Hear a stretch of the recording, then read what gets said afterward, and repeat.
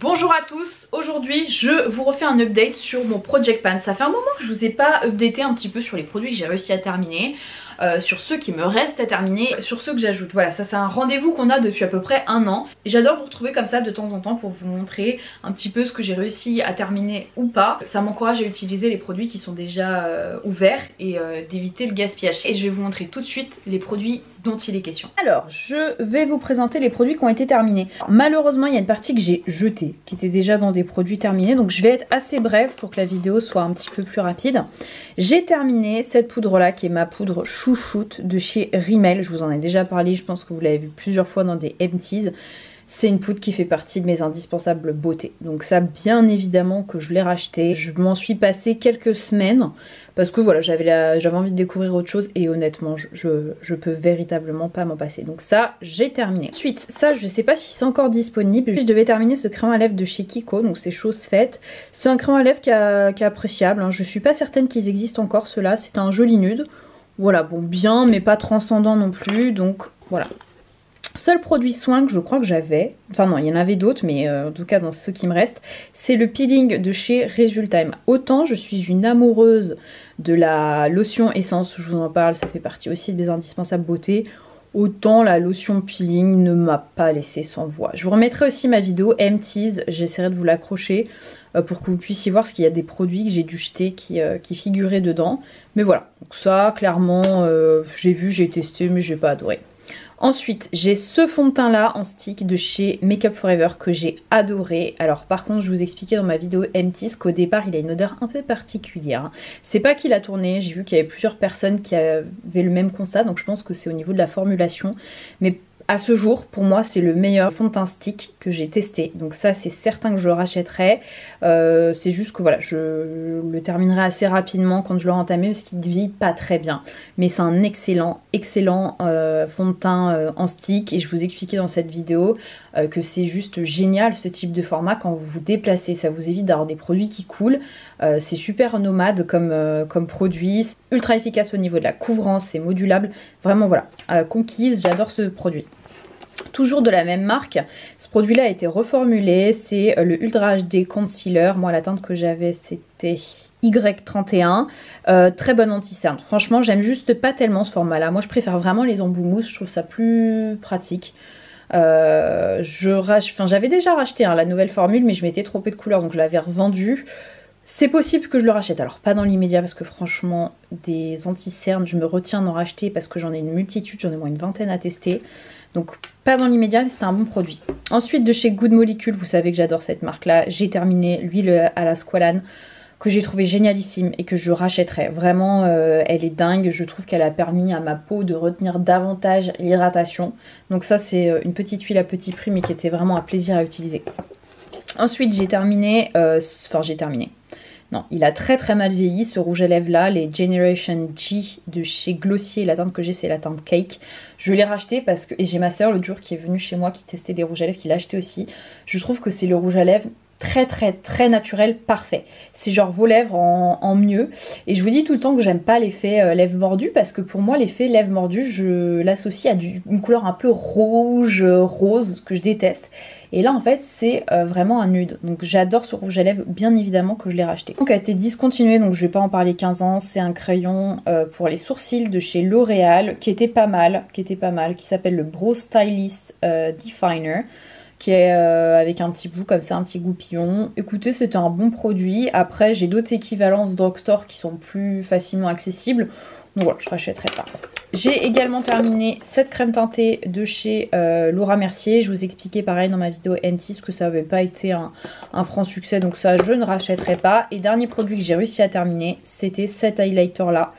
De chez Charlotte Tilbury qui est très bien mais voilà je vous explique dans mes vidéos pourquoi je le rachèterai pas.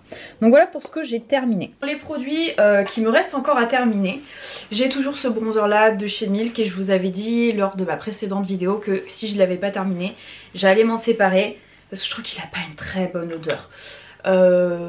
Je vais voir, je laisse peut-être encore un petit rab mais il va pas tarder à partir clairement.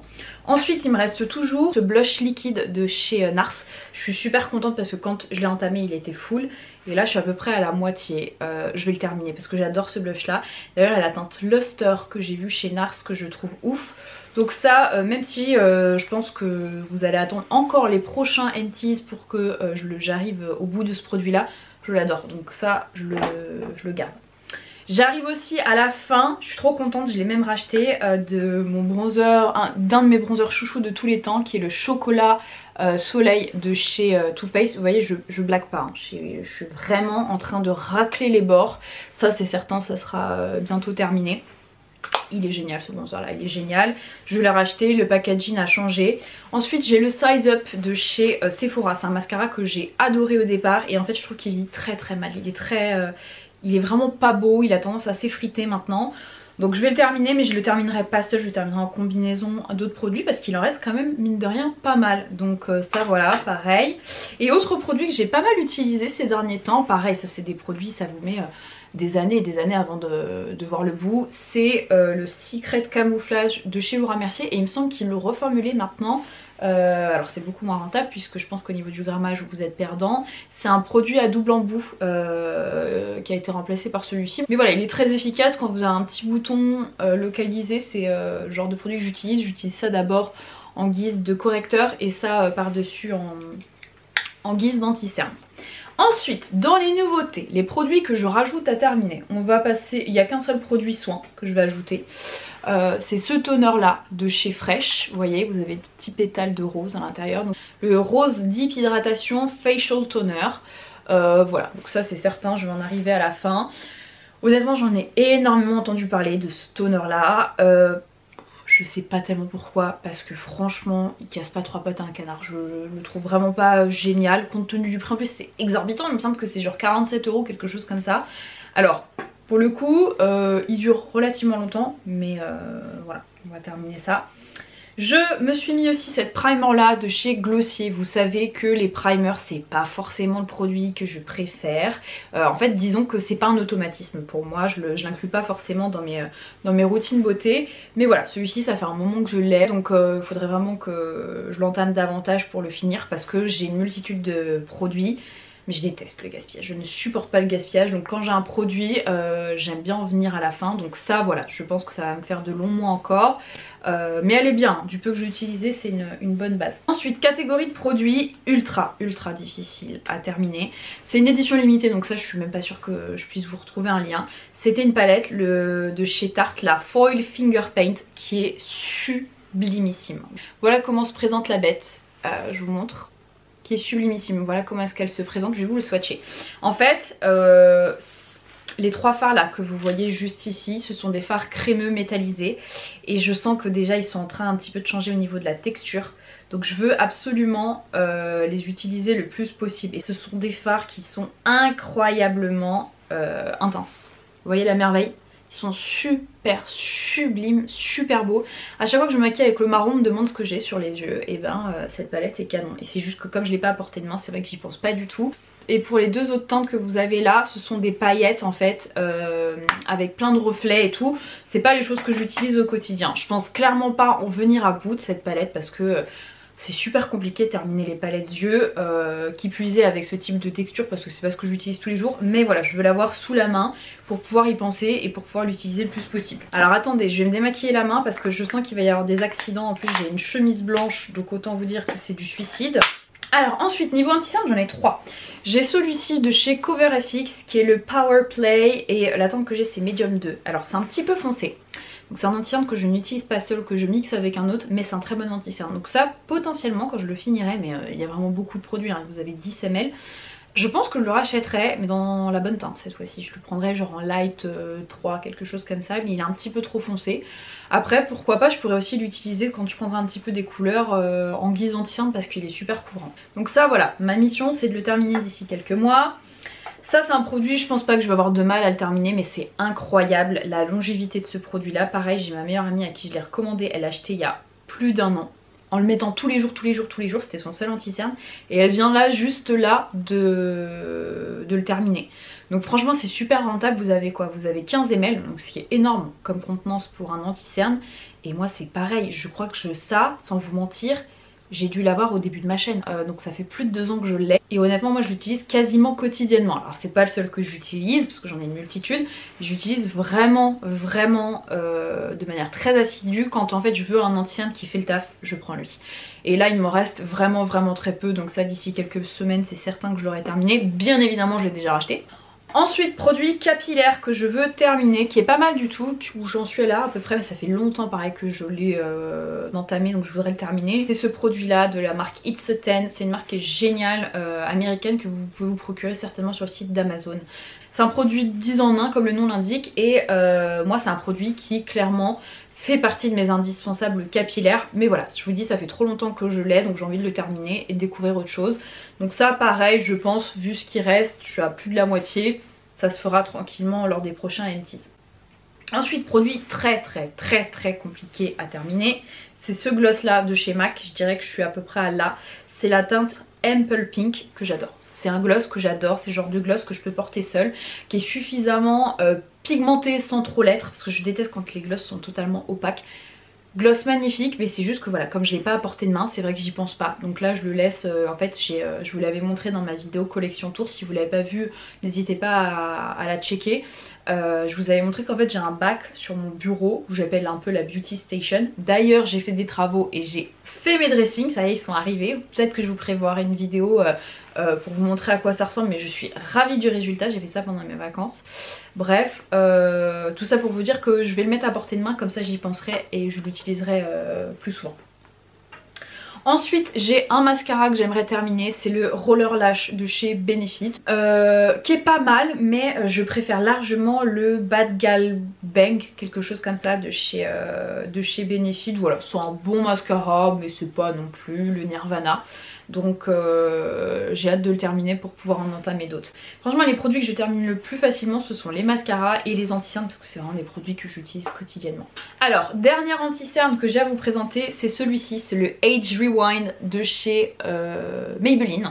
Donc vous voyez, je l'ai quand même pas mal utilisé, je suis assez contente. J'ai enlevé l'embout mousse parce que franchement c'était dégueu, ça partait dans tous les sens, c'était pas hygiénique.